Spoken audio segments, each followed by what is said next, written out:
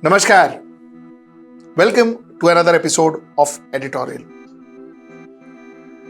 What happens if we become a single party democracy? What happens to India? What happens to your life and mine? Is there a possibility of us being a single party democracy? Let's discuss all of this. Let's get right into the show. So what happens if India becomes a single party democracy? Now the first question a lot of you may ask me is why are we talking about it? It's a hypothetical situation. Hey Kine, why are we talking about it? The reason I am talking about on this subject is because as citizens, as people who have tried or who takes pride on being the world's largest democracy, we should know what happens if our democracy takes a turn. If our democracy mutates, if our democracy changes from its current form, we should know what happens. Whether that will happen or not is a different story, and that is something that we can talk and see and hope later on. But what happens if our democracy takes a turn? Now, that's the reason why I'm discussing this topic today. Believe me, it's interesting. You see, the concept of democracy is rule by the people. That's what the definition of democracy is. Rule by the people. Now in India, this rule by the people is done how? By 545 elected members. These 545 elected members comes from various political parties. Some are independent too, but bulk of them comes from various political parties. Now, if you go to see, interestingly, the definition of political parties is a group of persons organized to acquire and exercise political power. They are there to exercise political powers. So you have democracy, rule of the people, and this rule of the people, to enforce this rule of the people, you have political parties, and these political parties are an organized group of people who are there to acquire political power. Political power matlab the power to govern you. While one says it's rule of the people, while the other says political party are a group of people who are there to gain political power. Theek hai, chalo, let's keep that aside. Now let's go to our question. What happens if there is only one political party and there are no other political parties to compete with the political parties? We are sentient being. You know what sentient being means? Sentient being means we feel. We understand our environment. That is what makes us different to a rock, possibly. As of now, under the scientific current understanding, rock is not a sentient being. So we are. So therefore, we as a human being, we choose. We can choose to sleep, we can choose to stay awake. We can choose to walk, we can choose to sit. We can choose to drink, we can choose to eat. We can choose to do something, we can choose not to do something. That is the right of choice. Even a dog has the right to choose. The dog can choose to eat, dog can choose to sleep, dog can choose to run, dog can choose to bark. So it is very imperative that we have a right to choose. The moment that right to choose is taken away, we turn more into a rock, because our fundamental way, the way we know life, changes. Let me try and explain this to you. You see, today you have the right to choose a political party. That political party wants you to choose them, They know that they can only be acquiring power, like what the political party's definition is, if you choose them. So they come to you, they plead for your vote. they want your vote. And once they get your vote, then they acquire the power that they want to. Now, once they are in power, they are still scared of you. Why? Because after 5 years, you can throw them out. Like you threw Congress out from or UPA out. You can throw them out. So the fact remains that they still will try and look after your interest to the best of their ability, or to how much of it they can. They will look after your interest purely because they know that you have to elect them again. Otherwise, they will be out of power. Because that is the power of choosing, your power to choose.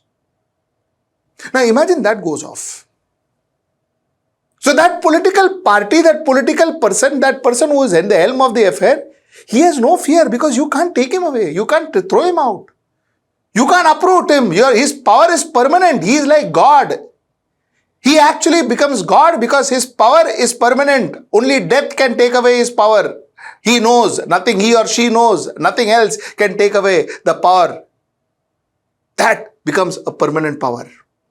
For a political party, not even death, because that political party will continue to rule that particular country till time immemorial, till some historic change happens. So what really happens is the interest of that person will be higher than your interest. You lose the power to choose. You, from a human being, turn into a rock, which hardly has any power to choose. You see, that political party, that person can decide which television channel you watch. That political party, that person can decide which airline you take. That political party, that person can decide whether you take an airline. That political party, that political person can decide what you eat. That political party, that political person can decide what you drink. That political party, that political person can decide what you see, what you wear, your hairstyle. You saw in North Korea, there are 1 or 2 prescribed hairstyles which everybody has to follow. You cannot do your own hairstyle. Everything about you will be decided by that one political master. And that one political master will guide your life. That one political master will decide which mobile phone you use. That one political master will decide what kind of traditional attire you wear or what tradition you follow. That political master will decide whether you watch a dance or whether you watch a play. That political master will decide. That political master will decide whether you breathe next day or you don't. That too will be decided by that political master. Now, a lot of you may already have started writing that I am exaggerating. The fact is, I am not. The fact is, I am not. We've seen countries like North Korea. We've seen countries like North Korea where even a tourist, forget about the local, even a tourist cannot be moving around in that country unescorted. If you ever get a visa to North Korea, which you get it only through China, if you ever get a visa to North Korea and you want to go there as a tourist, there will be 2 guides waiting for you in the airport, and those 2 guides will be taking you through the entire of North Korea. You cannot move out. You cannot move out of your hotel room without those guides escorting you. You cannot go to a place alone without those guides escorting you. Why? Because one leader, one party decided so. One party decided so, one leader decided so, one party democracy. They too do not call themselves as a dictatorship. In their own form, they also call themselves as a democracy. In their own form. Now, this is normally what happens when there is one party. There is hardly any difference then between a monarchy, a dictatorship, and a democracy. Who becomes rich? Who becomes poor? How much percentage of the total population becomes rich? How much percentage of the total population will remain poor would be decided that one political party and one person. We have seen it. We've seen crony capitalism even in a democracy of like ours. We've seen crony capitalism. We've seen how the rich grows and the poor remains or degenerates. We've seen that. So it is not very unique. The reason I'm talking to you now. You see, a politician currently joins a political party for power. Let us be very clear about it. He or she joins a political party for acquiring power. Ideology, which used to be the forerunner for a political person to join a political party or to join a movement, that ideology part is not even in the top 10 list today when a person chooses his career, her career as a politician. That ideology part was important when we were fighting for our freedom. Because then people believed in ideology and stuck to their political parties, stuck to the political parties where their ideology was preached, practiced, and prevailed. But after that, ideology just got lost. So what really happened? What was left was people who wants power. Now, what is that getting us to? No particular political party or no particular bill is going to be passed saying that we will be a one political party democracy. But what is happening is a politician today, if you see, especially states like Maharashtra, where one political party has swept the election, you see that the opposition leaders are now wanting to jump to this one political party that swept the election. If the representative you chose because they were standing against one ideology, and that particular party, after you chose him or her, once the government is formed, once the assembly is set, if he or she wants to jump to the political party which he or she opposed while asking for votes, what is going to happen is you are going to see a larger and larger treasury bench, and you are going to see a smaller and smaller and smaller opposition. The smaller the opposition, the lesser your right to choose.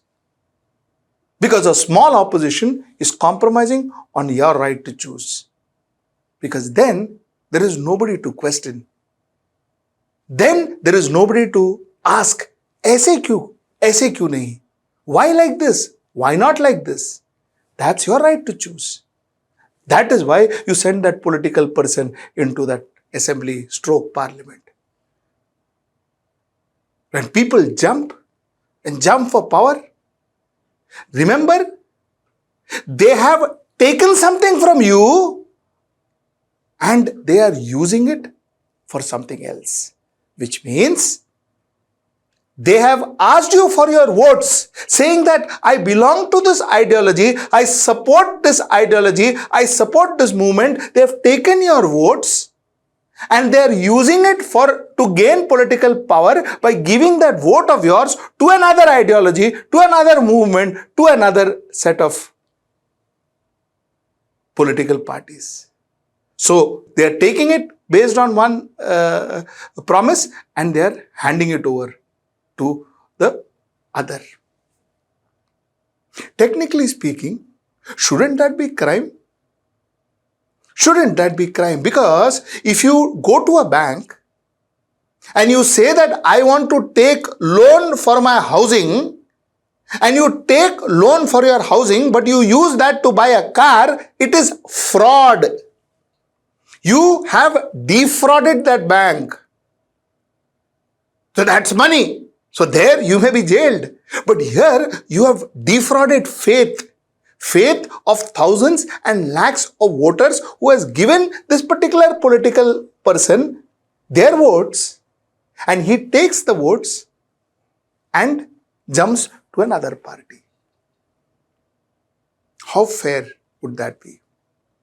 The reason I talk to you today about one political party, one nation, one party, or possibly one party democracy is because the more a party gets powerful, the more we see the opposition trying to jump to the powerful party.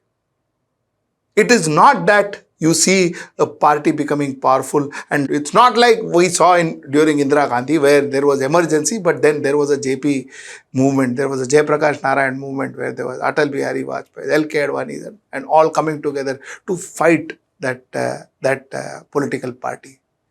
They ensured, the JP movement, the Atal Bihari Vajpayee's and the Charan Singhs ensured that you got a choice. The Morarji Desai ensured that you got a choice. Country had a choice. There was a regime that was trying to take away your choice, and there was a group of political parties that fought against it.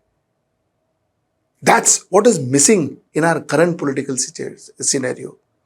And that is why the worry that there is a very evident possibility that we could turn into a single party democracy. Because that resistance, or that creating choice for people, that seems to be missing. I hope I made my point clear. Till I see you next time, that's tomorrow at 10. Namaskar. Stay ahead with our cutting-edge news app.